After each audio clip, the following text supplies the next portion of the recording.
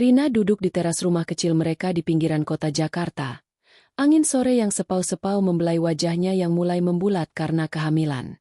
Bulan ke-8 sudah, perutnya semakin membesar, dan setiap gerakan bayi di dalamnya membuatnya tersenyum sendirian.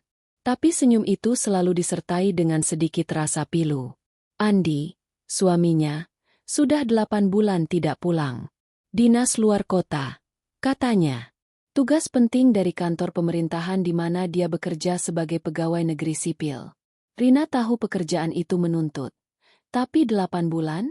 Itu terasa seperti selamanya. Dia mengenang hari pertama mereka bertemu. Itu di kampus, saat kuliah semester 3.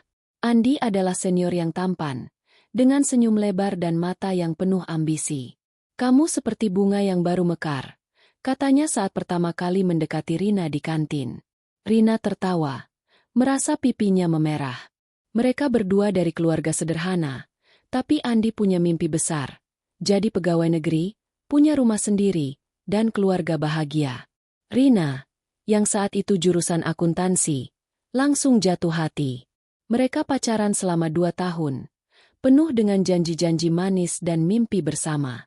Pernikahan mereka terjadi di usia muda. Rina 22 tahun dan Andi 25. Upacara sederhana di masjid kampung, dihadiri keluarga dan teman dekat.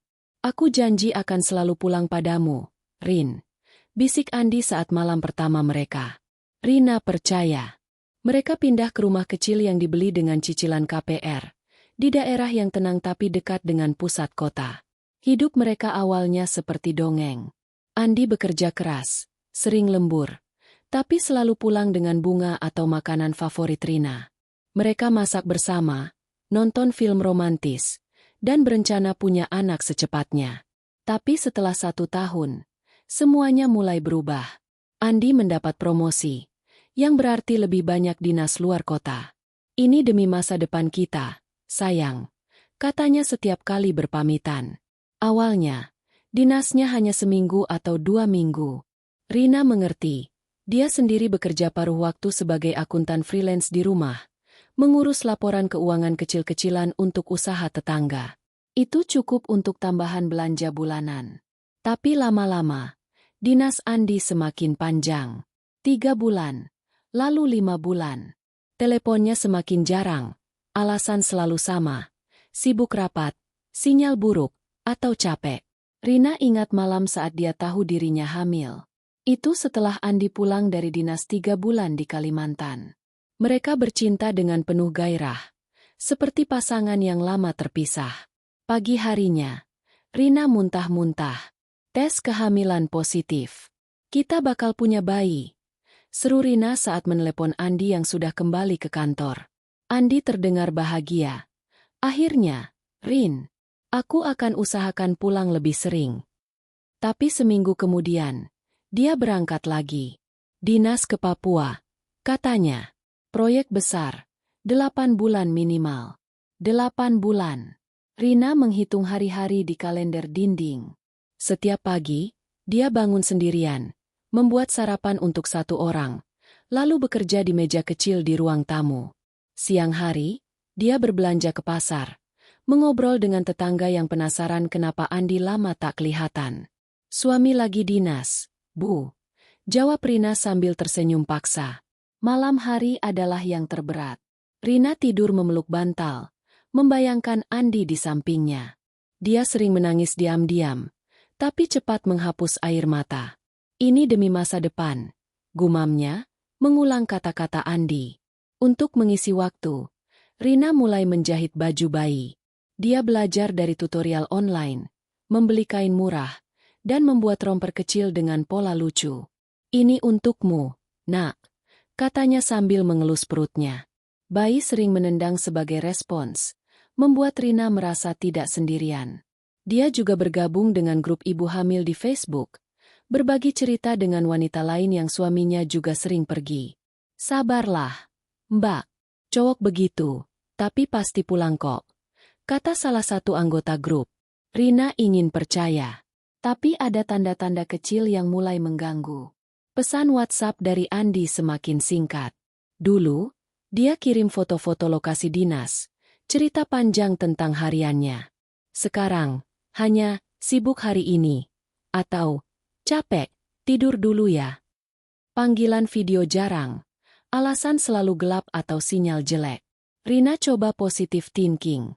Mungkin memang sibuk, pikirnya. Dia kirim foto USG bayi. Lihat, nak kita cowok loh. Andi balas dengan emoji hati.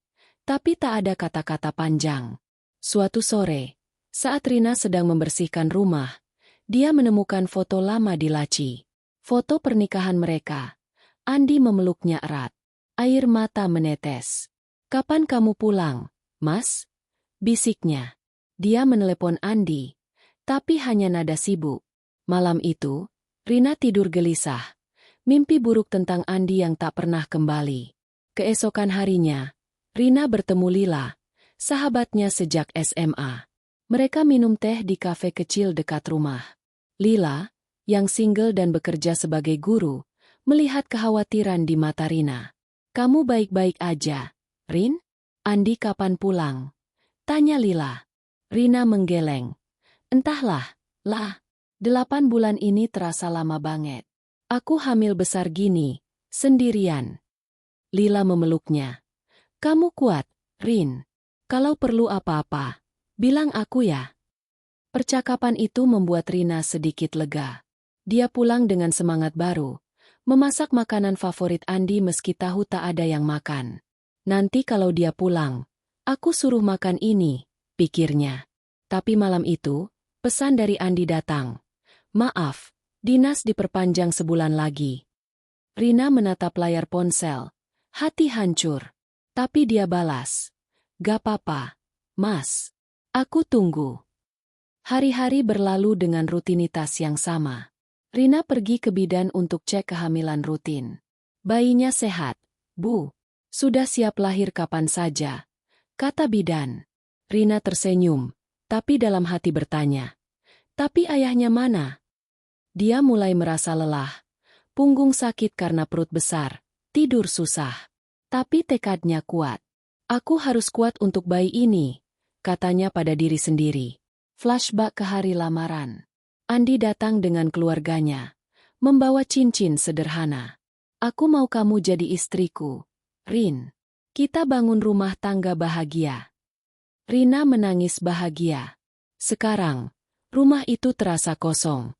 Furnitur yang mereka beli bersama, foto-foto di dinding, semuanya mengingatkan pada Andi. Rina mulai menulis diari untuk bayi. Hari ini, Mama lagi kangen Papa. Papa lagi kerja keras buat kita.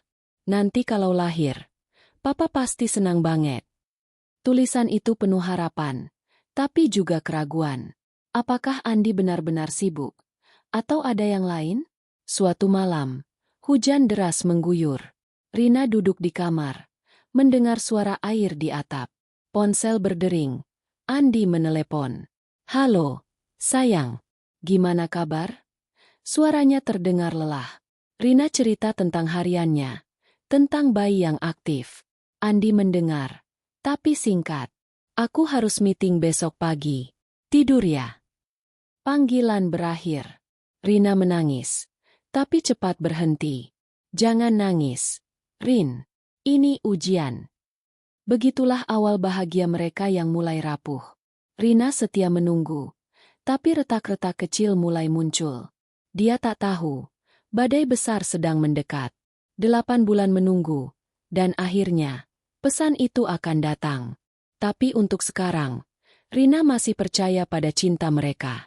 Hujan masih mengguyur kota Jakarta malam itu. Suara tetesan air di atap seng rumah kecil Rina bagaikan irama yang tak pernah reda. Rina duduk di sofa tua di ruang tamu. Tangannya memegang secangkir teh hangat yang sudah mulai dingin. Perutnya yang besar terasa berat, dan setiap gerakan bayi di dalam rahimnya membuatnya tersenyum. Meski senyum itu selalu dibayangi oleh rasa sepi yang menggerogoti. 8 bulan sudah dia menunggu Andi, suaminya, yang pergi dinas ke Papua. 8 bulan tanpa pelukan, tanpa obrolan malam panjang, tanpa tawa bersama. Hanya pesan singkat di WhatsApp dan panggilan telepon yang semakin jarang. Rina memandang foto pernikahan mereka yang terpajang di dinding. Andi, dengan setelan jas sederhana, memeluknya erat, senyumnya penuh janji. Rina mengenakan kebaya putih, wajahnya berseri-seri. "Kapan kamu pulang, Mas?" gumamnya. Suaranya hampir tenggelam oleh suara hujan. Dia mengelus perutnya, merasakan tendangan kecil dari bayi yang belum lahir. "Papa kamu pasti sibuk, Nak. Tapi dia bakal pulang, kok. Kita tunggu ya." Pagi harinya, matahari muncul malu-malu di balik awan kelabu. Rina bangun dengan tubuh pegal. Tidurnya gelisah semalaman. Dia menyeret diri ke dapur, membuat sarapan sederhana, nasi goreng dengan telur mata sapi. Dulu, Andi selalu memuji nasi goreng buatannya. "Rin, ini enak banget. Bisa buka warung, loh." Candanya sambil mencium kening Rina. Sekarang, piring itu hanya untuk satu orang. Rina makan dalam diam, menatap kursi kosong di depannya. Setelah sarapan, Rina membuka laptop tua di meja ruang tamu. Pekerjaan freelance-nya sebagai akuntan masih berjalan, meski kliennya hanya pedagang kecil di pasar dekat rumah. Dia mengerjakan laporan keuangan untuk toko kelontong Bu Marni, menghitung pemasukan dan pengeluaran dengan teliti. Pekerjaan ini bukan hanya soal uang, tapi juga pengalih perhatian dari kesepian. Tapi hari ini, fokusnya buyar. Pikirannya melayang ke Andi. "Kenapa sih dia jarang telepon?" tanyanya dalam hati. Dia membuka WhatsApp, melihat pesan terakhir dari Andi 3 hari lalu. "Sibuk banget, Rin. Nanti aku telepon." Tapi telepon itu tak pernah datang. Rina mencoba menghibur diri dengan rutinitas. Dia pergi ke pasar, membawa tas belanja kain yang sudah usang. Di pasar, para pedagang menyapa ramah. "Mbak Rina, perutnya udah besar banget. Kapan lahiran?" tanya Butini, penjual sayur. Rina tersenyum. "Sebentar lagi, Bu.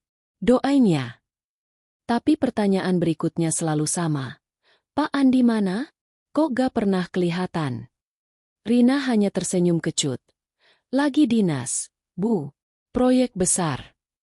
Dia cepat mengalihkan pembicaraan, membeli bayam dan tomat, lalu buru-buru pulang. Di rumah, Rina menyibukkan diri dengan menjahit baju bayi. Dia belajar dari video YouTube. Tangannya yang awalnya kikuk kini mulai terampil. Dia membuat romper kecil dengan pola mobil-mobilan, membayangkan bayinya memakainya. "Ini buat kamu, Nak," katanya sambil mengelus perutnya. Bayi menendang keras, seolah menjawab. Rina tertawa kecil, tapi air mata tiba-tiba menetes. Dia cepat mengusapnya, tak ingin menyerah pada kesedihan. Sore itu, Lila, sahabatnya, datang berkunjung. Lila membawa sekotak donat dan teh botol, seperti kebiasaan mereka sejak SMA. "Rin, kamu kurusan, deh. Makan yang banyak, dong, buat si kecil," kata Lila sambil membuka kotak donat. Rina tersenyum lemah. "Gue makan kok, lah. Cuma, entah kenapa, rasanya gak selera." Lila menatapnya tajam. "Andi lagi apa? Kok gak pernah cerita?"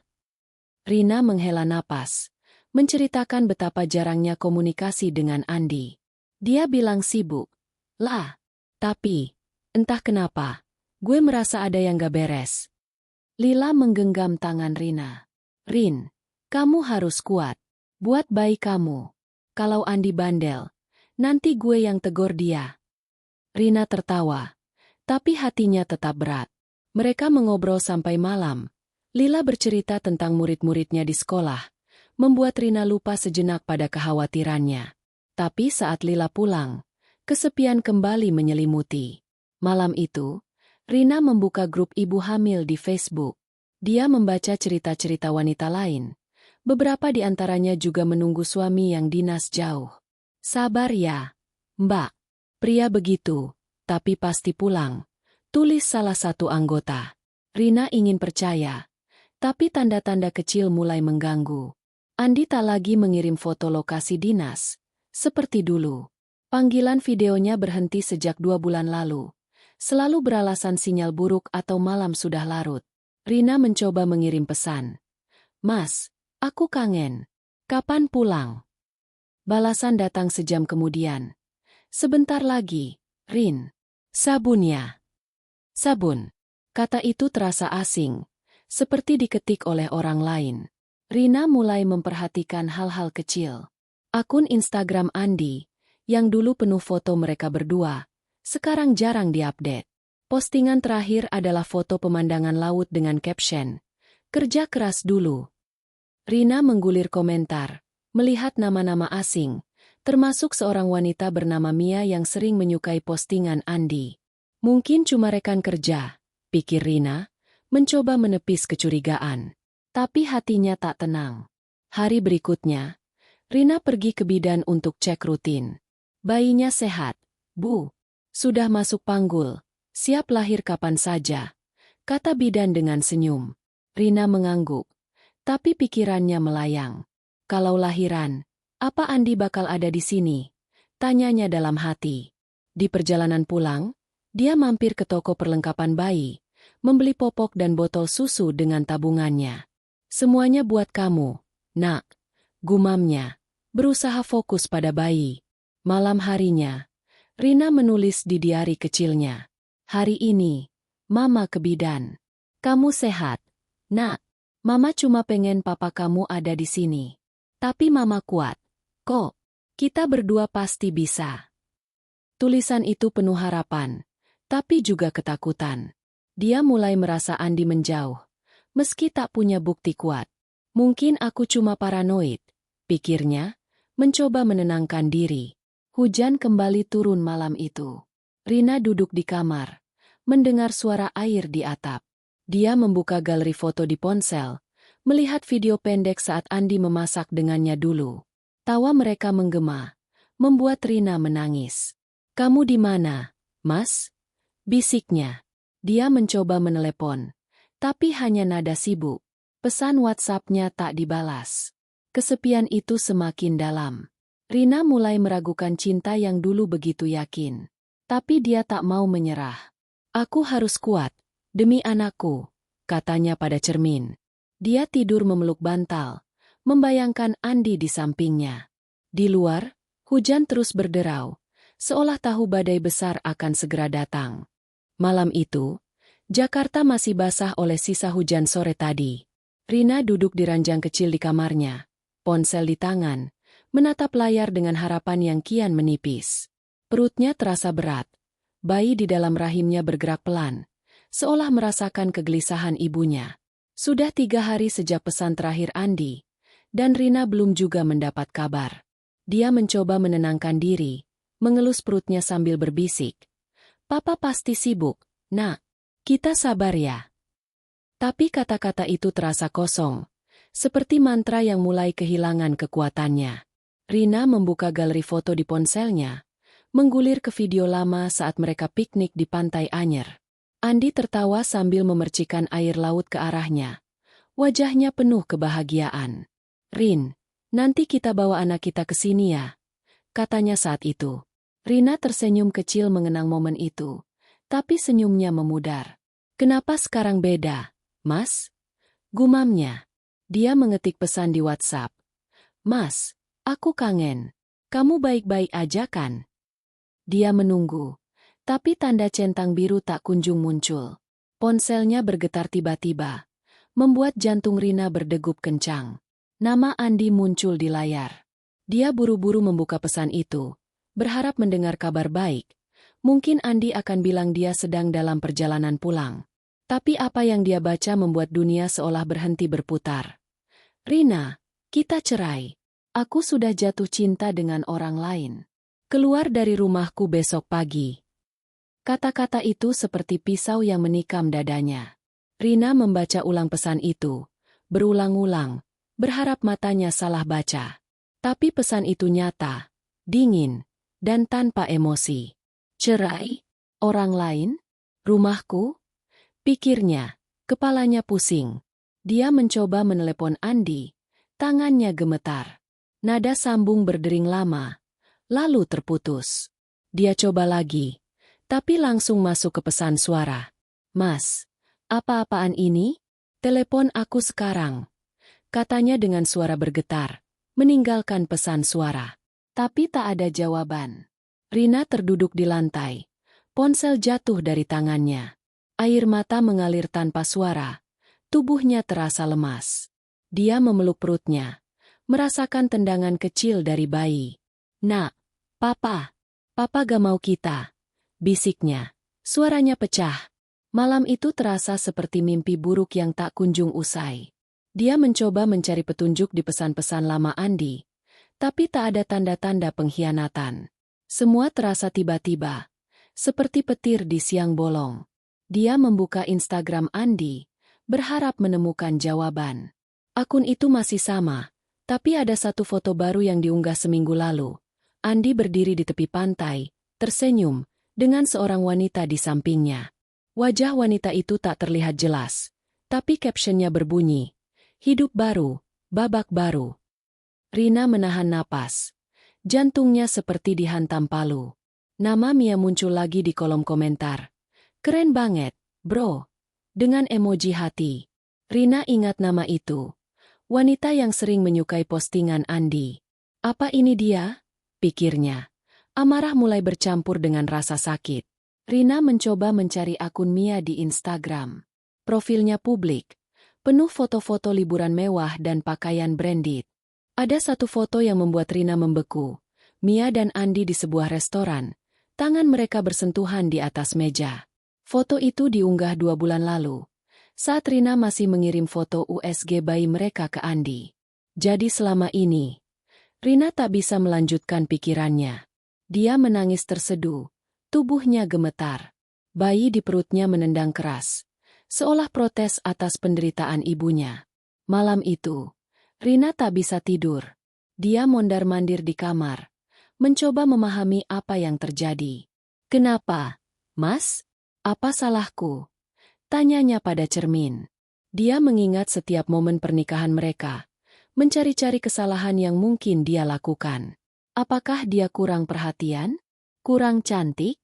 Atau karena dia hamil dan tak lagi menarik? Pikiran-pikiran itu menghantuinya. Membuatnya merasa kecil dan tak berdaya. Pagi harinya, Rina bangun dengan mata sembab. Dia mencoba menghubungi Andi lagi, tapi nomornya sudah memblokirnya. Dia mengirim pesan ke nomor kantor Andi, tapi tak ada balasan. Rasa putus asa bercampur dengan kemarahan. "Aku hamil anakmu, Mas. 8 bulan aku nunggu kamu. Dan ini caramu memperlakukanku," teriaknya pada ponsel. Meski tahu tak ada yang mendengar, Rina memutuskan untuk menghubungi Lila. Dengan suara parau, dia menceritakan semuanya. "Lah, Andi, dia minta cerai. Lewat WhatsApp. Dia bilang aku harus keluar dari rumah ini." Lila terdiam di ujung telepon, lalu meledak. "Apa? Bajingan itu. Rin, kamu di mana? Aku ke sana sekarang." Dalam sejam, Lila sudah ada di depan pintu, memeluk Rina erat. "Kamu gak sendirian, Rin. Aku di sini. Kita hadapi ini bareng," kata Lila. Matanya berkaca-kaca. Lila membantu Rina mencari tahu lebih banyak. Mereka membuka laptop, mencari informasi tentang Mia.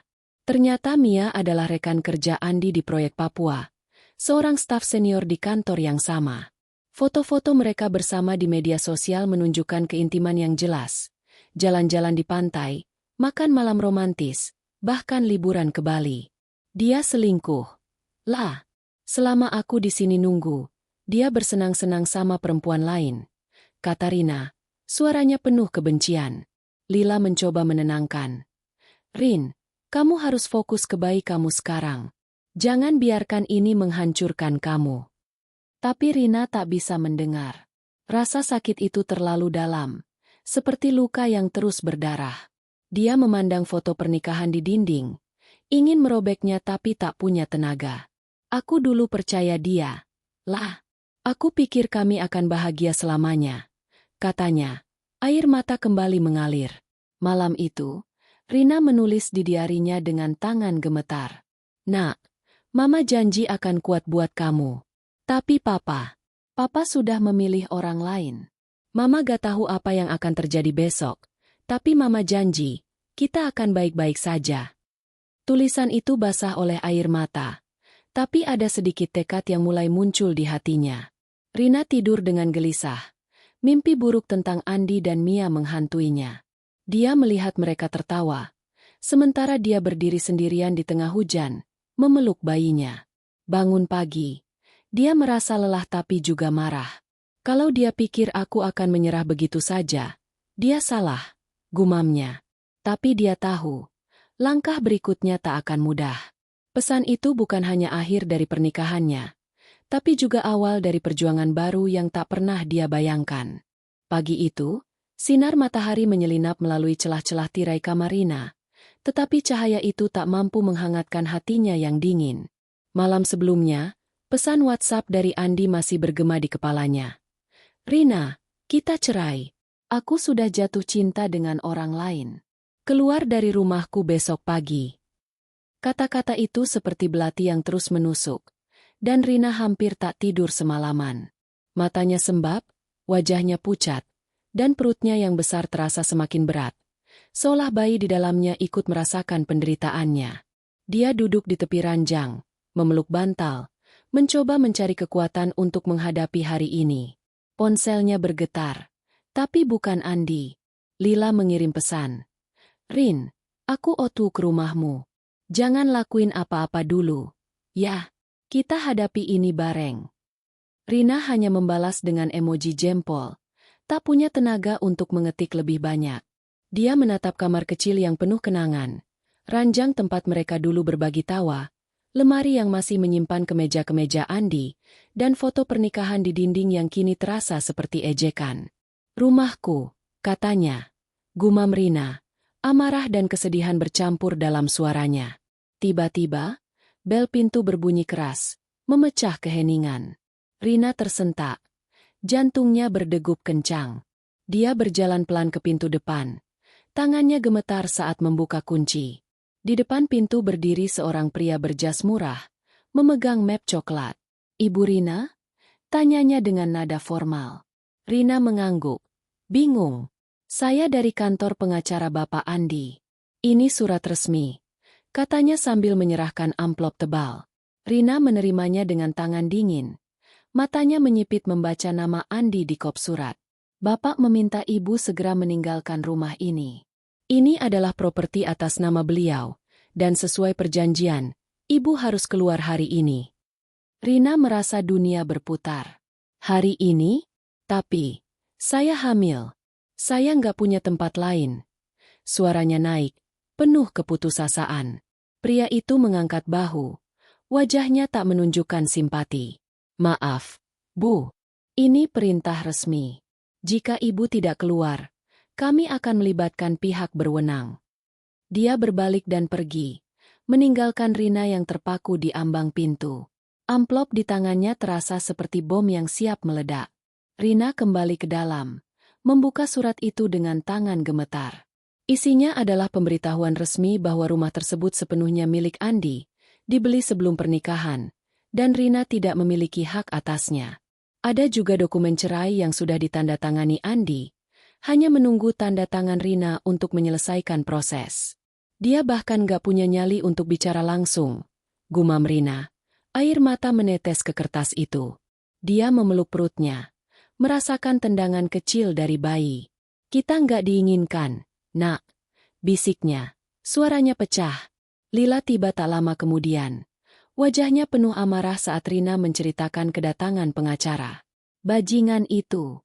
Dia pikir bisa buang kamu kayak gini. Lila merenggut surat dari tangan Rina. Membacanya dengan cepat. Rin, ini nggak benar. Kita cari pengacara lain. Kamu punya hak. Apalagi kamu lagi hamil. Tapi Rina hanya menggeleng lemah. Lah, aku nggak punya apa-apa. Tabunganku cuma cukup buat kebutuhan bayi. Aku nggak bisa lawan dia sekarang. Lila memeluknya erat. Kamu nggak sendirian, Rin. Kamu bisa tinggal sama aku dulu. Atau pulang ke rumah orang tuamu. Kita cari jalan. Rina menangis di bahu sahabatnya. Merasa malu dan hancur. Pulang ke rumah orang tua?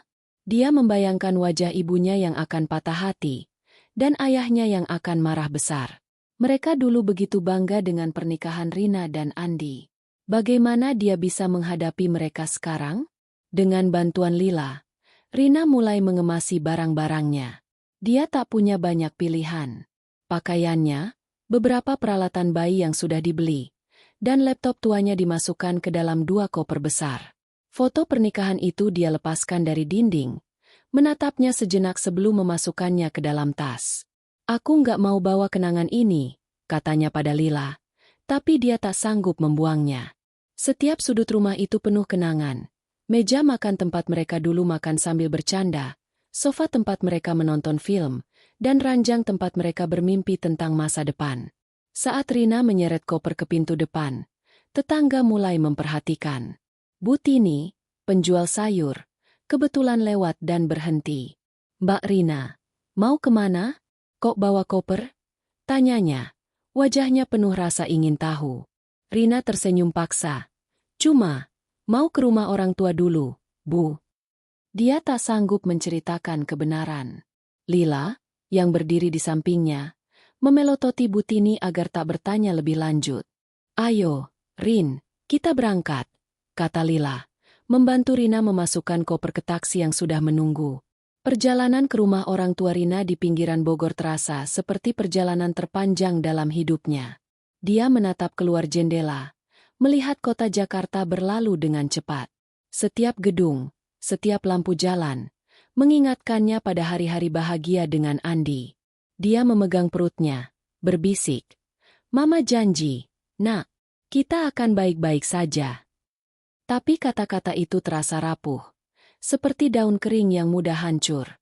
Sampai di rumah orang tua, ibunya, Ibu Sari, membuka pintu dengan wajah ceria yang langsung memudar saat melihat koper dan wajah sembab Rina. "Rina? Ada apa? Kenapa bawa koper?" tanyanya.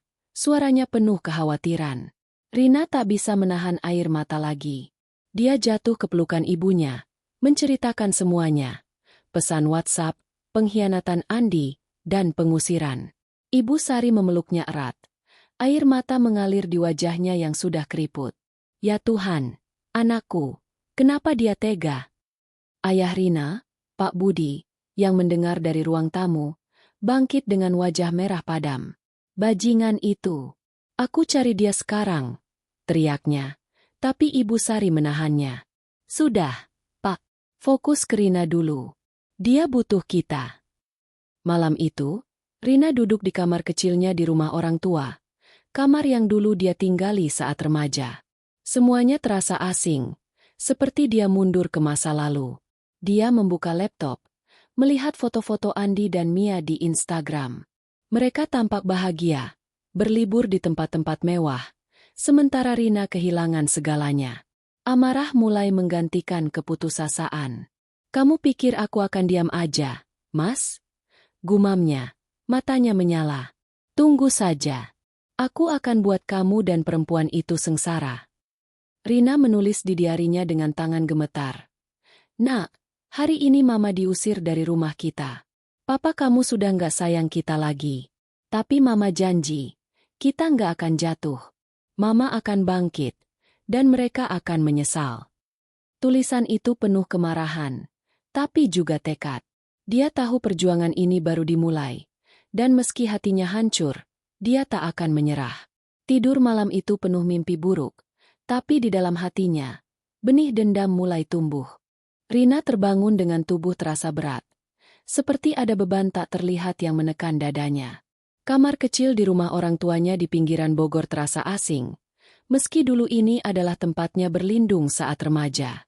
Dinding-dindingnya masih dihiasi poster lama dari masa SMA. Tapi kini ruangan itu hanya mengingatkan Rina pada kegagalan pernikahannya. Dia memeluk perutnya yang besar, merasakan bayi bergerak pelan, dan berbisik, "Kamu satu-satunya alasan Mama bertahan, Nak." Tapi kata-kata itu terasa rapuh, seperti daun kering di musim kemarau.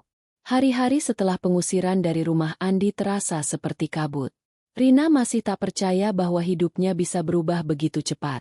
Pesan WhatsApp dari Andi yang meminta cerai dan mengusirnya terus terngiang, seperti lagu patah hati yang tak berhenti diputar. Dia mencoba menghubungi Andi lagi, berharap ini semua hanya kesalahpahaman, tapi nomornya tetap memblokirnya. Instagram Andi kini di privat. Dan Rina tak punya akses untuk melihat kehidupan barunya dengan Mia.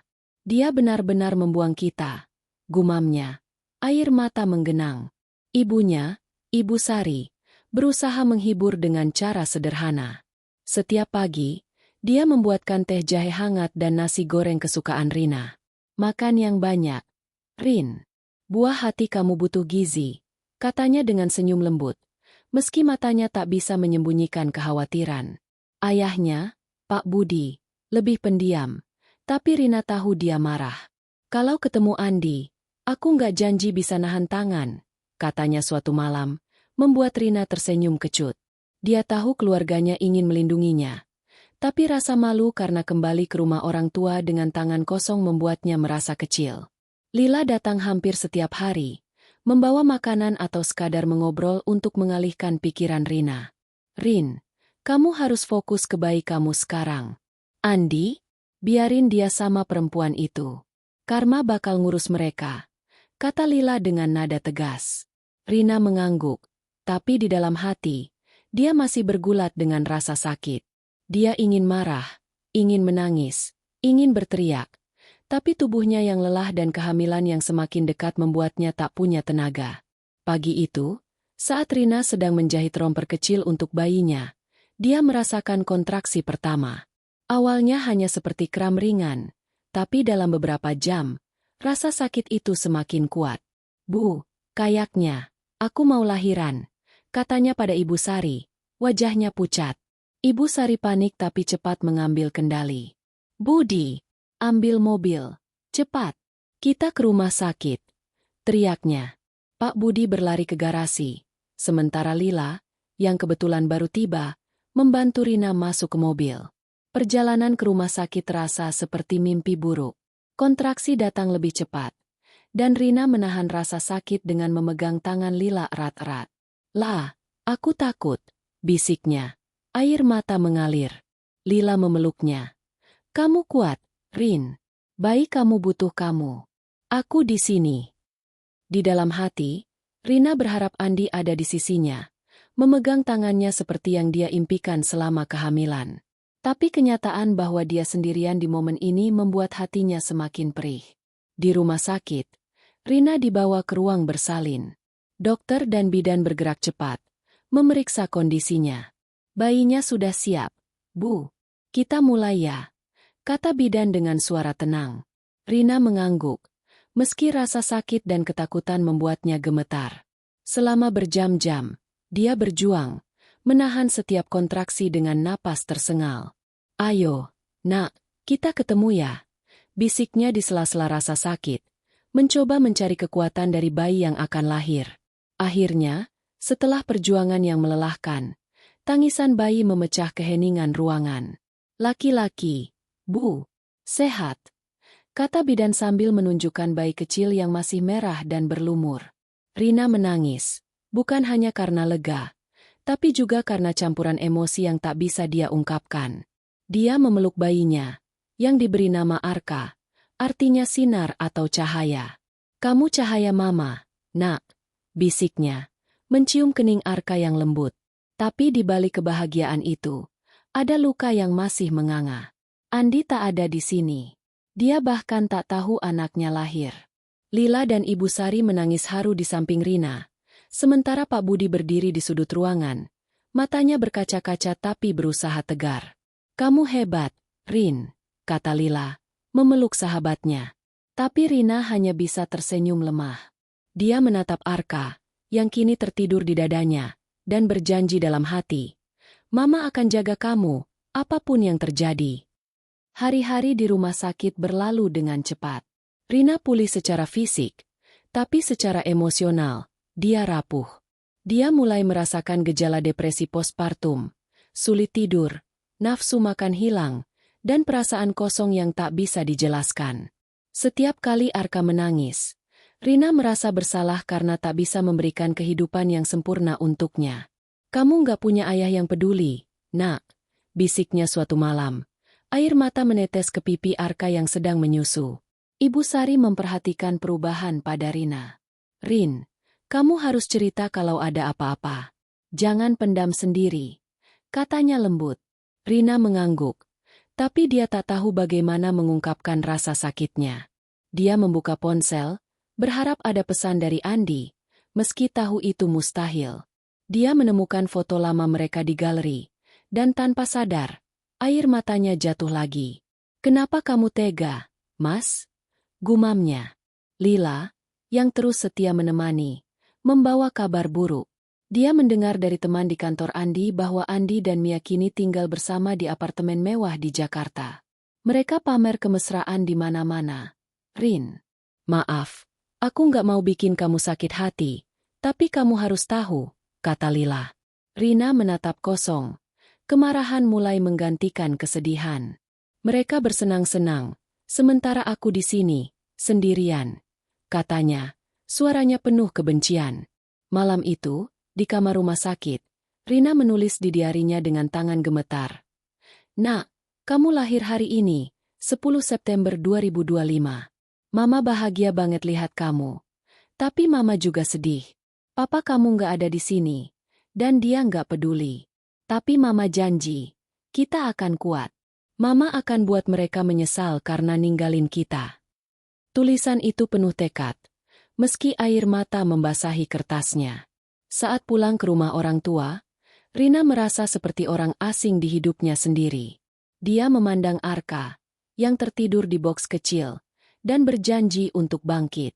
"Kamu cahaya Mama. Arka, kita akan mulai dari nol, dan Mama akan pastikan kita nggak jatuh lagi." Tapi di dalam hatinya, benih dendam itu semakin kuat, seperti api kecil yang siap membakar segalanya.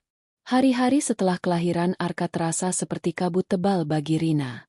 Rumah orang tuanya di pinggiran Bogor, yang dulu menjadi tempat perlindungan masa remajanya, kini terasa seperti penjara emosi.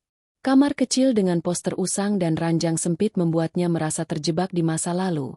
Sementara dunia di luar sana terus bergerak tanpa peduli pada penderitaannya. Arka, bayi kecilnya, adalah satu-satunya cahaya dalam kegelapan itu. Setiap kali Rina memandang wajah mungilnya, yang tertidur dengan damai di box sederhana, dia merasa ada alasan untuk terus bertahan. Tapi di balik cinta itu, ada amarah yang semakin membara, seperti api kecil yang mulai menjalar. Rina duduk di tepi ranjang, menimang Arka yang baru selesai menyusu. Cahaya pagi menyelinap melalui jendela, menerangi wajah bayi itu yang mirip dengan Andi, mata sipit dan hidung kecil yang dulu membuat Rina jatuh cinta. Tapi sekarang, kemiripan itu justru menyakitkan. "Kamu nggak akan seperti papa kamu, Nak," bisiknya. Suaranya penuh tekad. Dia mencium kening Arka, lalu meletakkannya di box dengan hati-hati. Di meja kecil di sudut kamar, laptop tuanya menyala, menampilkan akun Instagram yang kini menjadi obsesinya. Akun Mia. Sejak Lila membawa kabar bahwa Andi dan Mia tinggal bersama di apartemen mewah di Jakarta, Rina tak bisa menahan diri untuk tidak mencari tahu lebih banyak. Meski akun Andi kini di privat, akun Mia masih terbuka lebar, seolah sengaja memamerkan kehidupan barunya. Foto-foto mereka berdua di restoran mewah, berlibur di pantai, dan menghadiri acara kantor membuat darah Rina mendidih. Ada satu foto yang paling menyakitkan. Andi memeluk Mia dari belakang di tepi kolam renang, dengan caption, "Bahagia itu sederhana." "Sederhana?" gumam Rina. Tangannya mengepal. "Kamu buang aku dan anakmu demi ini." Rasa sakit itu berubah menjadi sesuatu yang lain. Dendam. Rina tak ingin hanya menangis dan meratapi nasib. Dia ingin Andi dan Mia merasakan penderitaan yang sama, bahkan lebih. Tapi dia tahu, kekerasan atau tindakan impulsif bukan jawabannya. "Aku akan hancurkan mereka dengan cara yang cerdas," pikirnya. Ide itu mulai mengkristal di benaknya, seperti benih yang menemukan tanah subur untuk tumbuh. Pagi itu, Lila datang dengan sekotak donat dan kopi, seperti biasa mencoba menghibur. "Rin, kamu kelihatan lebih kurus. Ayo makan, dong," katanya sambil membuka kotak donat. Rina tersenyum tipis, tapi matanya tak lepas dari laptop. Lila memperhatikan, lalu mengintip layar. "Masih stalking mereka, ya?" tanyanya. Nadanya penuh kekhawatiran. Rina mengangguk. Aku nggak bisa berhenti. Lah, mereka hidup enak, sementara aku di sini. Cuma punya Arka dan utang perasaan ke orang tua. Lila duduk di sampingnya, menggenggam tangannya. Rin, dengar aku. Kamu nggak boleh biarkan mereka ngatur hidup kamu. Fokus ke Arka, ke masa depan kamu. Tapi Rina menggeleng, matanya menyala. Aku fokus. Lah, tapi aku juga nggak akan diam. Aku mau mereka menyesal. Lila menatapnya lama, lalu mengangguk perlahan. Kalau itu yang kamu mau, aku dukung. Tapi jangan sampai kamu kehilangan diri sendiri, Rin. Hari itu, Rina mulai mencari informasi. Dia membuka laptop, mencari tahu tentang hukum perceraian dan hak-haknya sebagai istri yang ditinggalkan. Dia menemukan forum online tentang pernikahan dan perceraian, membaca cerita-cerita wanita lain yang dikhianati. Beberapa menyarankan untuk menggugat hak asuh anak dan pembagian harta, meski pernikahan singkat seperti Rina seringkali rumit. Aku nggak punya banyak, tapi Arka berhak atas apa yang seharusnya jadi miliknya, pikirnya. Dia juga mulai mencari tahu tentang Mia, mencoba memahami siapa wanita yang telah merebut hidupnya. Dari media sosial, Rina tahu Mia adalah staf senior di kantor Andi, dengan gaji yang jauh lebih besar dan koneksi yang luas. Foto-foto Mia menunjukkan gaya hidup mewah, tas desainer, liburan ke luar negeri, dan apartemen dengan pemandangan kota. Ini bukan cuma soal cinta, gumam Rina. Dia pakai Andi untuk status, dan Andi pakai dia untuk uang. Pikiran itu membuatnya semakin yakin bahwa dia bisa menghancurkan mereka, bukan dengan kekerasan, tapi dengan strategi. Rina mulai membuat rencana. Langkah pertama adalah membangun kembali hidupnya. Dia tahu dia tak bisa terus bergantung pada orang tua. Dengan tabungan yang tersisa, dia mulai mencari pekerjaan yang lebih stabil. Lila menyarankan sebuah perusahaan akuntansi kecil di Bogor yang sedang mencari pegawai paruh waktu. Kamu kan jago ngitung, Rin. Ini bisa jadi awal, kata Lila. Rina mengangguk, meski hatinya berat. Dia ingin lebih dari sekadar pekerjaan biasa. Dia ingin posisi yang bisa membawanya lebih dekat ke lingkaran Andi dan Mia. Sore itu, Rina pergi ke wawancara kerja di perusahaan akuntansi itu. Dengan perut yang masih terasa nyeri pasca melahirkan dan pikiran yang kacau, dia memaksa diri untuk tersenyum di depan pewawancara. Saya punya pengalaman sebagai akuntan freelance selama 2 tahun, katanya, berusaha terdengar percaya diri. Pewawancara, seorang wanita paruhbaya bernama Bulan, tampak terkesan. Kami butuh orang teliti seperti Anda, Mbak Rina. Bisa mulai minggu depan. Rina mengangguk. Lega tapi juga tahu ini baru langkah kecil. Di rumah, Rina mulai belajar lebih banyak tentang hukum. Dia membaca artikel online, menonton video tentang proses perceraian, dan bahkan menghubungi seorang pengacara pro bono yang direkomendasikan di forum. Saya nggak punya banyak uang, Pak, tapi saya mau anak saya dapat haknya, katanya saat konsultasi telepon. Pengacara itu, Pak Darmawan, menjanjikan untuk membantu dengan biaya minimal. Kita bisa mulai dengan gugatan hak asuh dan tunjangan anak, katanya. Rina merasa ada secercah harapan, tapi juga tahu perjuangan ini akan panjang. Malam itu, saat Arka tertidur, Rina duduk di depan laptop, membuat catatan rencana. Langkah 1, dapat kerja stabil. Langkah 2, gugat Andi untuk hak asuh dan harta. Langkah 3, cari tahu kelemahan Mia. Dia menulis dengan penuh tekad, meski tangannya gemetar. Dia tahu ini bukan hanya soal balas dendam, tapi juga soal membuktikan bahwa dia bukan wanita lemah yang bisa dibuang begitu saja. Sebelum tidur, Rina menulis di diarinya. Nak, Mama mulai melihat jalan keluar. Papa kamu dan perempuan itu pikir mereka menang. Tapi Mama akan buktikan mereka salah. Kita akan bangkit, dan mereka akan menyesal. Tulisan itu penuh api, tapi di dalam hati Rina, ada sedikit ketakutan. Apakah dia bisa menjalani rencana ini? Apakah dendam ini akan membawanya ke kebahagiaan?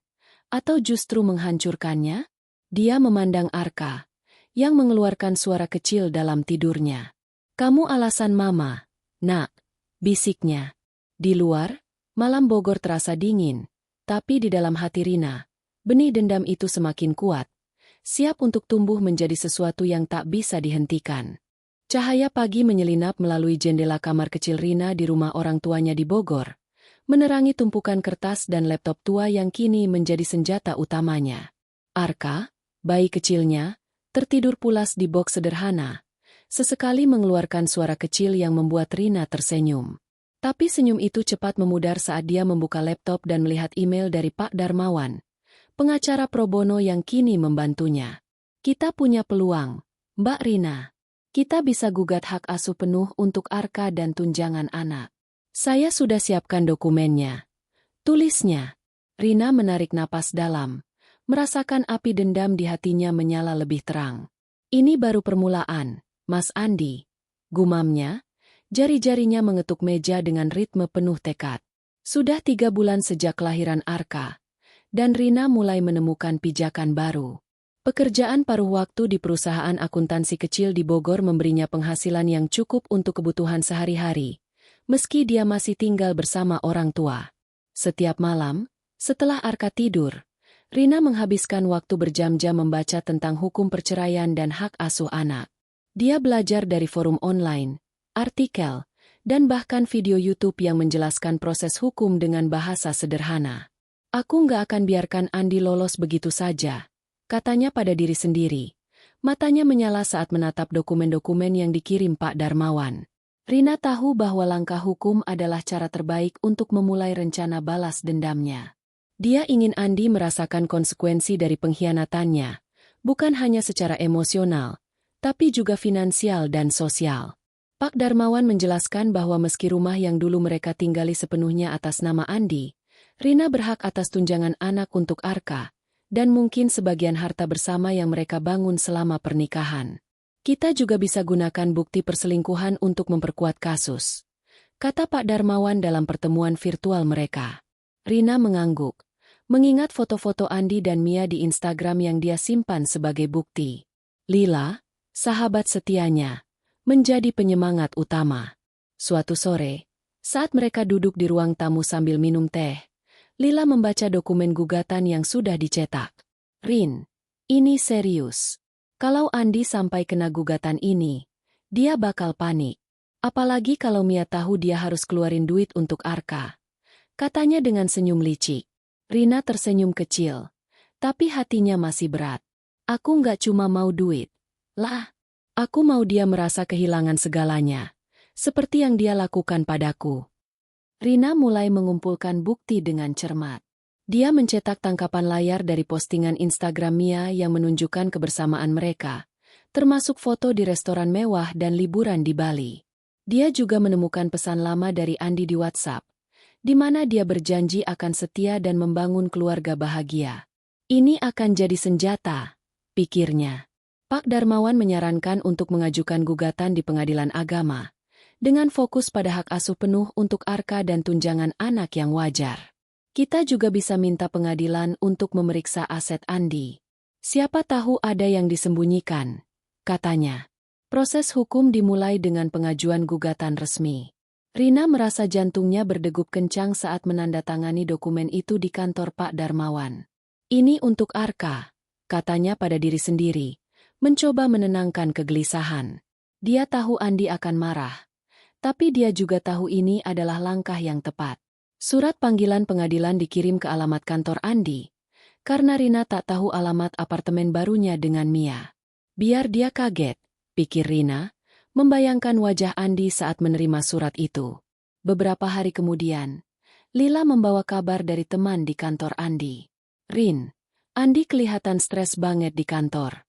Katanya dia ribut sama pengacaranya soal gugatan kamu, katanya sambil terkekeh.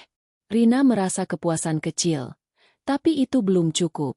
Dia ingin lebih.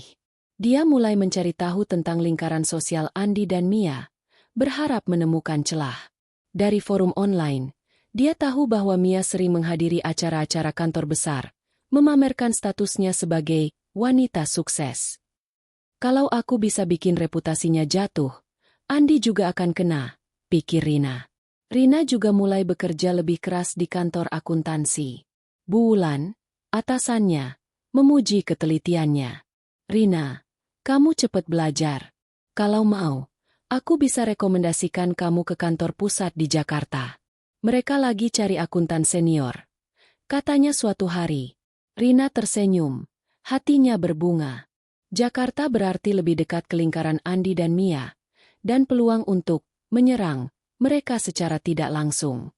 Dia menerima tawaran itu, meski tahu dia harus meninggalkan Arka dengan ibunya selama beberapa jam setiap hari.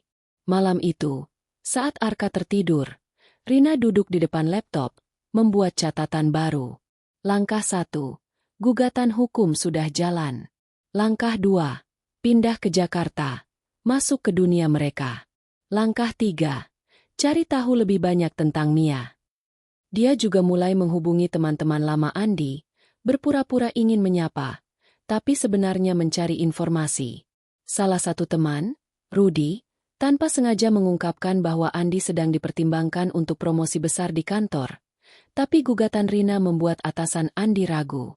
Kamu bikin dia ketar-ketir, Rin, kata Rudy. Tak tahu bahwa Rina sengaja memancing informasi. Gugatan itu akhirnya membuahkan hasil awal. Pengadilan memutuskan sidang pendahuluan, dan Andi dipanggil untuk hadir. Pak Darmawan memberi kabar bahwa Andi mengajukan keberatan, mengklaim bahwa Rina tidak berhak atas tunjangan karena pernikahan mereka singkat. Tapi bukti perselingkuhan yang Rina kumpulkan membuat hakim memihak padanya. Ini baru langkah kecil, tapi kita di jalur yang benar, kata Pak Darmawan. Rina merasa puas, tapi juga tahu bahwa Andi tak akan menyerah begitu saja. Di sisi lain, Lila mendengar dari teman di kantor Andi bahwa Mia mulai cemburu dan stres. Katanya Mia nggak suka Andi ribut soal gugatan. Dia takut kehilangan gaya hidup mewahnya kalau Andi harus bayar tunjangan. Cerita Lila sambil tersenyum.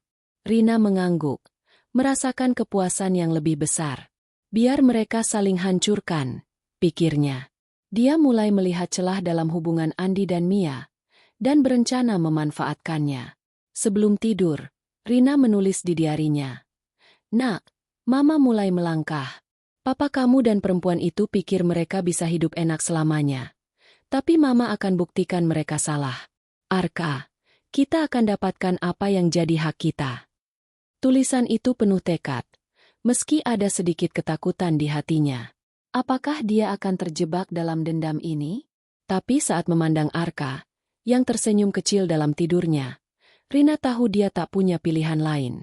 Dia harus bertarung, untuk dirinya dan untuk anaknya.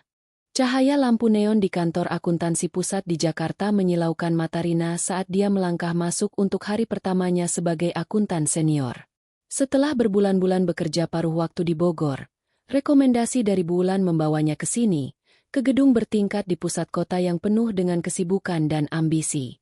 Rina mengenakan blazer sederhana yang dia pinjam dari Lila, berusaha tampil percaya diri meski hatinya masih dipenuhi luka.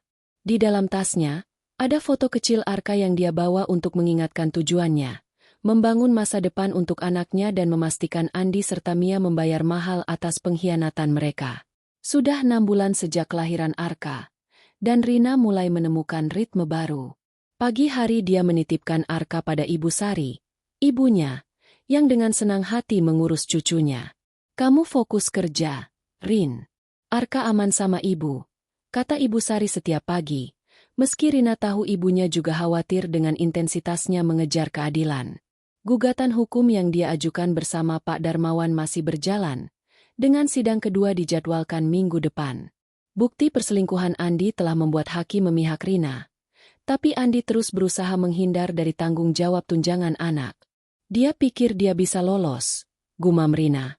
Matanya menyala saat memikirkan langkah berikutnya. Pindah ke Jakarta bukan hanya soal karir. Rina tahu bahwa kota ini adalah pusat kehidupan Andi dan Mia. Kantor pusat tempat dia bekerja ternyata memiliki koneksi bisnis dengan instansi pemerintahan tempat Andi bekerja. Ini kesempatan, pikir Rina. Dia mulai merencanakan langkah yang lebih halus, bukan hanya melalui hukum, tapi juga melalui manipulasi sosial. Dia ingin menghancurkan reputasi Andi di lingkungan kerjanya, tempat yang sangat dia banggakan. Dan Mia? Rina tahu wanita itu bergantung pada citra, sukses, yang dia pamerkan di media sosial. Kalau citranya hancur, dia juga akan jatuh, pikir Rina dengan senyum kecil. Di kantor baru, Rina cepat beradaptasi. Dia bekerja dengan teliti, membuat laporan keuangan yang rapi dan tepat waktu. Rekan-rekannya, terutama Pak Haryo, manajer keuangan, memuji kemampuannya. Rina, kamu punya bakat. Kalau terus gini, kamu bisa naik jabatan cepat, katanya suatu hari. Rina tersenyum, tapi di dalam hati, dia tahu jabatan bukan tujuan utamanya. Dia ingin koneksi. Suatu hari, saat rapat dengan klien eksternal, Rina mendengar nama instansi Andi disebut. Kami punya proyek dengan mereka minggu depan, kata Pak Haryo. Rina menahan napas, berusaha tetap tenang. Ini dia, pikirnya. Rina mulai mendekati rekan kerja yang memiliki koneksi dengan instansi Andi. Dia berteman dengan Rudy, teman lama Andi yang kini bekerja sebagai konsultan di perusahaan yang sama. Rudy, yang tak tahu rencana Rina, dengan senang hati berbagi gosip kantor. Andi lagi di puncak. Rin. Dia diincar buat jabatan kepala divisi. Tapi katanya, ada drama soal gugatan dari mantan istrinya. Katanya sambil terkekeh, tak sadar bahwa mantan istri itu adalah Rina. Rina tersenyum tipis, menyimpan informasi itu. Drama, ya? Ceritain dong, katanya, berpura-pura polos. Dari Rudy, Rina tahu bahwa Andi sedang berusaha menutupi gugatan hukumnya dari rekan kerja. Tak ingin reputasinya ternoda. Tapi Rina punya rencana lain. Dia mulai menyebarkan informasi secara halus, tanpa terlihat mencurigakan. Saat ngobrol santai di pantry kantor, dia, tanpa sengaja, menyebutkan kepada rekan kerja bahwa dia pernah mendengar tentang seorang pegawai negeri yang selingkuh dan ninggalin istrinya yang hamil. Kasihan anaknya. Bayi baru lahir udah nggak punya ayah, katanya dengan nada sedih, tapi matanya memperhatikan reaksi orang-orang. Gosip itu menyebar cepat, dan dalam beberapa hari, Rina mendengar bisik-bisik bahwa atasan Andi mulai mempertanyakan integritasnya. Lila, yang selalu jadi tempat curhat, terkejut dengan kecerdikan Rina. Rin, kamu mainnya halus banget. Andi pasti nggak nyangka kamu bisa bikin dia panik dari jauh, katanya sambil tertawa. Mereka duduk di kafe kecil di Jakarta. Arka tertidur di stroller di samping mereka. Rina mengangguk, tapi hatinya masih gelisah. Ini belum cukup. Lah, aku mau dia kehilangan semua yang dia banggakan. Jabatan, reputasi, bahkan Mia. Lila menatapnya lama. Hati-hati, Rin. Jangan sampai kamu jadi orang yang bukan kamu. Di rumah, Rina terus memantau media sosial Mia. Wanita itu masih memamerkan gaya hidup mewahnya, tapi Rina memperhatikan sesuatu. Mia sering mengeluh tentang stres di Instagram story-nya. Kerjaan bikin pusing, untung ada kamu. Tulis Mia di salah satu postingan, menandai Andi. Rina tersenyum sinis. Stres, ya? Tunggu sampai kamu tahu yang sebenarnya. Gumamnya. Dia mulai menghubungi beberapa kenalan Mia melalui akun anonim, mengirim pesan samar tentang pria yang gak setia. Dia tak berharap Mia langsung percaya, tapi dia ingin menanam benih keraguan. Langkah hukum juga berjalan. Sidang kedua berlangsung, dan Rina hadir dengan penuh percaya diri. Pak Darmawan menyerahkan bukti-bukti perselingkuhan Andi, termasuk tangkapan layar pesan dan foto-foto dari Instagram. Andi, yang akhirnya muncul di sidang, tampak gelisah. Dia mencoba membela diri, mengatakan bahwa Rina berlebihan, dan bahwa dia tak mampu membayar tunjangan. Tapi hakim tak terpengaruh. Bapak punya tanggung jawab terhadap anak Anda, kata hakim dengan tegas. Rina merasa kepuasan kecil saat melihat wajah Andi memucat. Ini baru awal, pikirnya. Setelah sidang, Rina mendapat kabar dari Rudy bahwa Andi kehilangan kesempatan promosi karena masalah pribadi yang mulai terdengar di kalangan atasan. Katanya, bos nggak suka drama keluarga bikin citra buruk, cerita Rudy. Rina menahan senyum, berpura-pura prihatin. Kasihan, ya. Semoga dia bisa selesain masalahnya, katanya, tapi dalam hati, Dia merayakan kemenangan kecil ini. Di kantor, Rina semakin menonjol. Dia mulai dipercaya untuk menangani proyek besar, termasuk audit untuk instansi pemerintahan yang terkait dengan kantor Andi. Ini kesempatan emas, pikirnya. Dia bekerja keras, memastikan laporannya sempurna, tapi diam-diam mencari tahu lebih banyak tentang proyek Andi. Dia tahu Andi sedang memimpin kontrak besar, dan jika kontrak itu gagal, karirnya bisa hancur. Rina mulai mencatat detail kecil, berharap menemukan celah. Malam itu, saat Arka tertidur, Rina menulis di diarinya. "Nak, Mama mulai melihat mereka goyah. Papa kamu kehilangan promosi, dan perempuan itu mulai stres. Mama akan terus dorong sampai mereka jatuh. Untuk kamu, Arka, Mama akan lakukan apa saja." Tulisan itu penuh tekad. Tapi ada sedikit keraguan di hatinya. Apakah dia terlalu jauh? Tapi saat memandang foto Arka di meja, dia tahu dia tak bisa berhenti. Dendam itu seperti mesin yang sudah menyala, dan Rina tak berniat mematikannya. Jakarta pagi itu sibuk seperti biasa, dengan suara klakson dan deru kendaraan yang memenuhi udara. Rina duduk di meja kerjanya di kantor akuntansi pusat, menatap layar laptop dengan fokus yang tajam. Tumpukan laporan keuangan di depannya tampak rapi, tapi pikirannya jauh dari angka-angka. Dia sedang menjalankan rencana berikutnya, mencari celah untuk memperlebar retakan dalam hubungan Andi dan Mia. Sidang hukum yang berjalan sudah membuat Andi tertekan, dan kabar dari Rudi bahwa Andi kehilangan promosi adalah kemenangan kecil. Tapi Rina ingin lebih. Dia ingin mereka hancur dari dalam.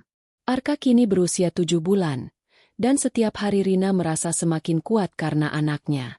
Setiap pagi, sebelum berangkat kerja, dia mencium kening Arka dan berbisik, "Mama lakukan ini buat kamu, Nak." Ibu Sari, yang mengurus Arka saat Rina bekerja, sering mengingatkan agar dia tak terlalu larut dalam dendam. "Rin, fokus ke Arka dan masa depanmu. Jangan biarkan amarah menguasai kamu," katanya suatu malam. Rina mengangguk. Tapi di dalam hati, dia tahu dia tak bisa berhenti. Dendam itu seperti bahan bakar yang membuatnya terus melangkah. Di kantor, Rina semakin menonjol. Dia tidak hanya teliti, tapi juga pandai membangun hubungan dengan rekan kerja dan klien. Pak Haryo, manajernya, memberinya tugas untuk mengaudit proyek besar yang melibatkan instansi tempat Andi bekerja. "Rina, ini proyek penting. Kalau kamu bisa selesaikan dengan baik, nama kamu bakal dikenal di kalangan klien besar," katanya.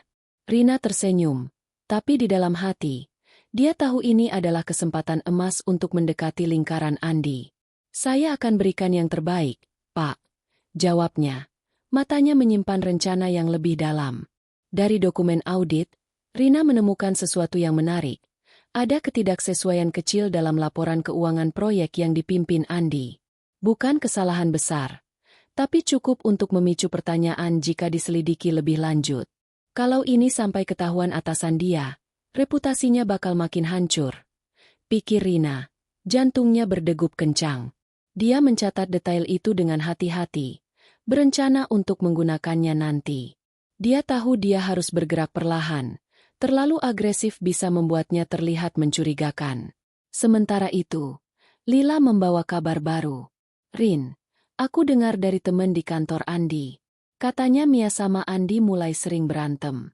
Mia nggak suka Andi stres soal gugatan, apalagi sekarang dia nggak dapat promosi," katanya saat mereka bertemu di kafe kecil dekat kantor Rina. Arka duduk di stroller, mengunyah mainan karet dengan riang. Rina tersenyum sinis. "Bagus, biar mereka saling hancurkan." Lila menatapnya dengan khawatir. "Rin, kamu yakin ini yang kamu mau? Aku takut kamu kehilangan diri sendiri." Rina menggeleng. "Aku tahu batasnya. Lah, aku cuma mau keadilan untuk Arka. Mereka nggak boleh hidup enak setelah apa yang mereka lakukan." Tapi di dalam hati, dia merasa ada sesuatu yang berubah.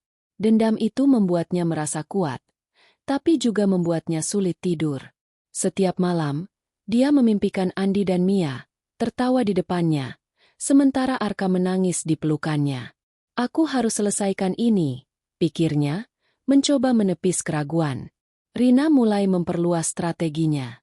Dia menggunakan akun anonim untuk mengirim pesan ke beberapa kenalan Mia, menabur keraguan tentang kesetiaan Andi.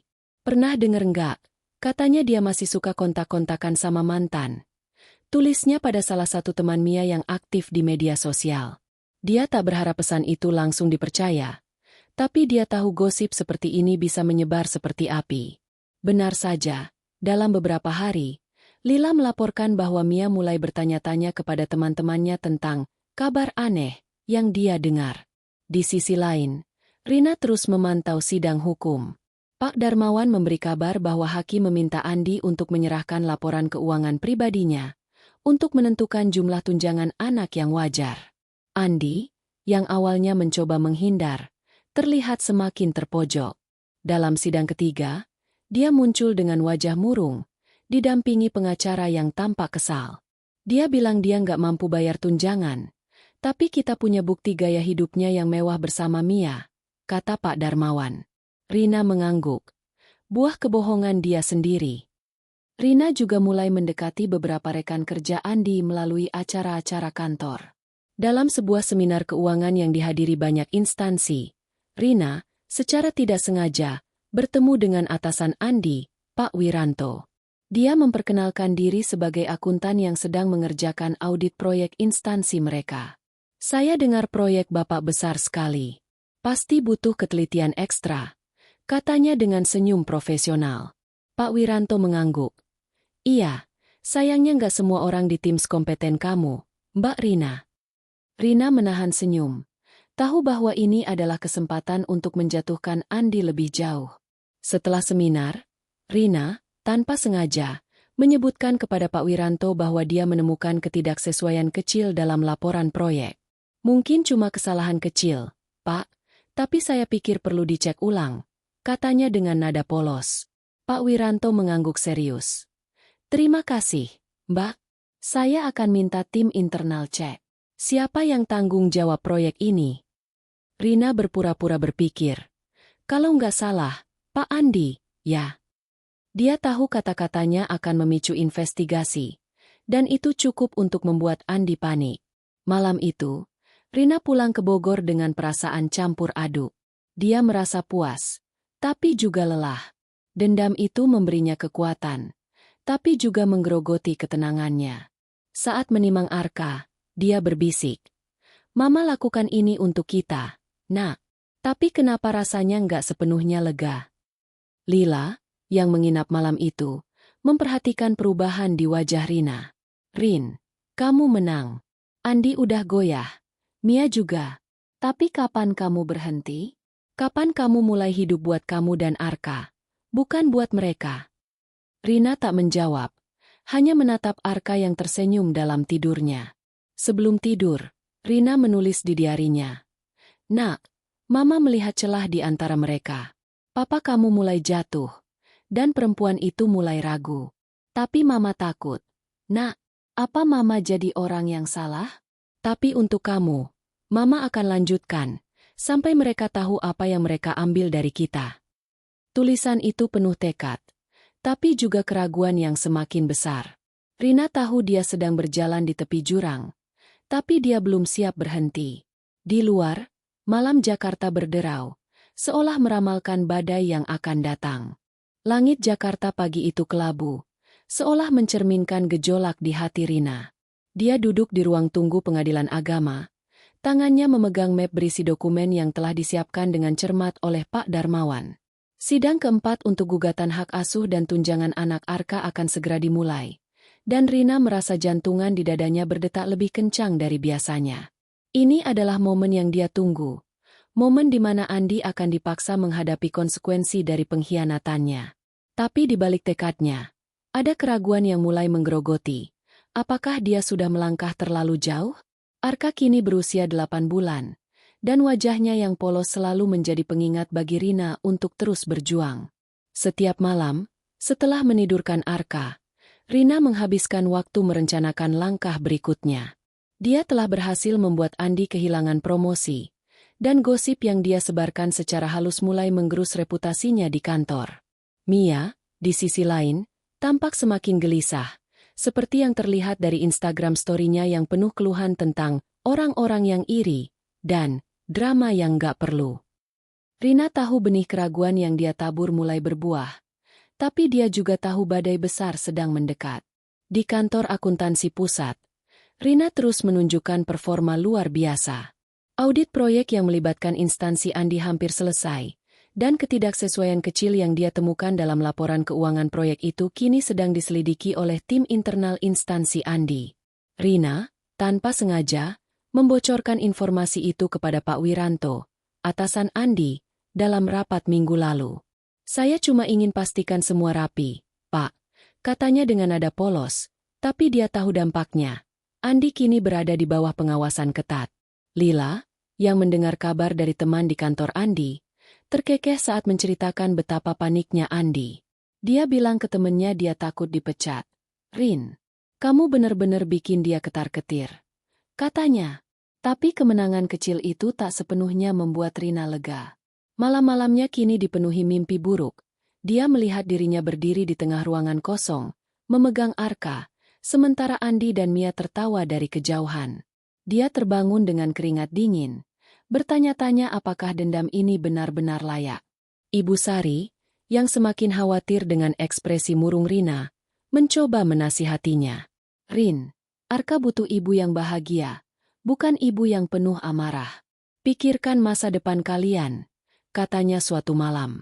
Rina hanya mengangguk, tapi kata-kata itu terus bergema di kepalanya.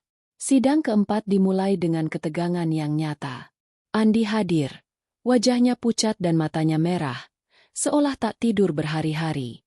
Pengacaranya mencoba membela dengan alasan bahwa Andi tidak mampu membayar tunjangan karena beban keuangan yang berat. Tapi Pak Darmawan dengan tenang menyerahkan bukti baru. Laporan bank yang menunjukkan transaksi besar Andi untuk perjalanan mewah dan pembelian barang branded bersama Mia. Bapak Andi mengklaim tidak mampu, tapi gaya hidupnya menunjukkan sebaliknya, kata Pak Darmawan dengan nada tegas. Hakim mengangguk, mencatat sesuatu, dan Rina menahan senyum. Dia bisa melihat Andi mengepalkan tangan, marah tapi tak berdaya. Setelah sidang, Rina mendapat kabar dari Pak Darmawan bahwa hakim cenderung memihak padanya. Kita punya peluang besar untuk dapat hak asuh penuh dan tunjangan yang wajar. Andi juga mungkin harus bayar denda karena mencoba menyembunyikan aset, katanya. Rina merasa jantungan di dadanya sedikit mereda, tapi kepuasan itu cepat memudar. Ini belum selesai, pikirnya. Dia ingin Andi kehilangan lebih banyak lagi, bukan hanya uang, tapi juga harga dirinya. Di kantor, Rina mendapat tugas baru, presentasi hasil audit di depan klien, termasuk perwakilan dari instansi Andi. Dia tahu ini adalah kesempatan untuk memberikan pukulan terakhir. Dengan hati-hati, dia menyiapkan laporan yang menyoroti ketidaksesuaian dalam proyek Andi tanpa secara langsung menuduhnya. Ada beberapa anomali yang perlu diperhatikan, katanya dalam presentasi, dengan nada profesional tapi tegas. Pak Wiranto, yang hadir, mengangguk serius. Terima kasih, Mbak Rina. Kami akan selidiki lebih lanjut, katanya. Rina tahu konsekuensinya. Andi bisa kehilangan proyek besar itu, dan mungkin juga pekerjaannya. Malam itu, Lila datang ke rumah orang tua Rina dengan kabar baru. Rin, aku dengar Mia pindah dari apartemen Andi. Katanya mereka berantem hebat soal uang dan gugatan kamu. Katanya, matanya berbinar. Rina menatap kosong sejenak, lalu tersenyum kecil. Jadi mereka mulai saling menghancurkan, katanya, tapi suaranya tak sepenuhnya gembira. Dia merasa kemenangan itu pahit. Dia telah berhasil membuat retakan di hubungan Andi dan Mia, tapi ada bagian dari dirinya yang merasa hampa. Rina mulai mempertanyakan dirinya sendiri. Dia duduk di kamar, menatap Arka yang sedang bermain dengan mainan karetnya. Apa yang Mama lakukan ini benar, Nak? Bisiknya. Dia ingat kata-kata Lila. Kapan kamu mulai hidup buat kamu dan Arka, bukan buat mereka? Untuk pertama kalinya, Rina merasa keraguan itu lebih kuat dari dendamnya. Dia ingin Andi dan Mia menderita, tapi dia juga ingin damai untuk dirinya dan Arka. Tapi bagaimana caranya? Dendam itu seperti mesin yang sudah terlanjur menyala, dan Rina tak tahu cara mematikannya. Sebelum tidur, Rina menulis di diarinya. Nak, Mama melihat mereka mulai jatuh. Papa kamu terpojok, dan perempuan itu pergi. Tapi Mama takut. Nak, apa Mama sudah jadi orang yang salah? Mama ingin kita bahagia. Tapi kenapa rasanya begitu sulit? Tulisan itu basah oleh air mata. Sesuatu yang sudah lama tak dia lakukan. Dia memandang Arka, yang tertidur dengan damai, dan berjanji untuk mencari keseimbangan antara keadilan dan kedamaian. Di luar, hujan mulai turun di Bogor, seolah menandakan bahwa badai dalam hidup Rina belum usai, tapi mungkin akan segera berlalu.